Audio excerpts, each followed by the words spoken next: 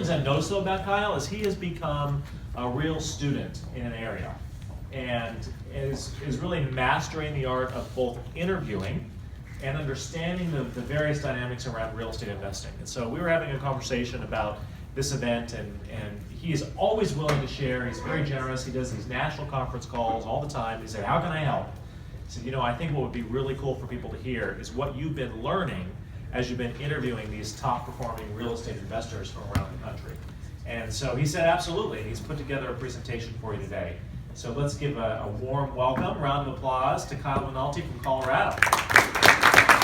Thank you, Brandon. What I've noticed, and Brandon introed this, that from talking to clients, both in my podcast on YouTube, which I've been doing for about 2 years, interviewing someone about how they're successful in the industry, how they got started, things that they see, different trends within the neighborhoods they work in, but also just over the last 12 years of being a commercial realtor, I've sat kneecap to kneecap with a lot of really successful investors, and I'm wondering what makes them tick. And it's interesting because even though they're coming from different circumstances, different races, different religions, different creeds, different backgrounds, they couldn't be more different. It's actually really hard to nail down, like, here's the perfect investor. But these attributes, these traits continue to come up time and time again.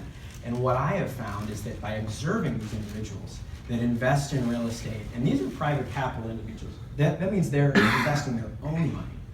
So by observing these people, I've realized that there's some pretty common traits that come along. They have great relationships. That authenticity bleeds in to having great relationships, both personal and professional.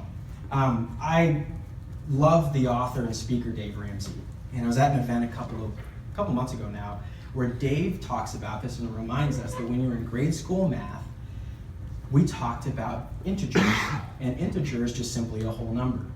Now, integer is the root word of integrity, and so when you think about integrity, that is the wholeness of yourself.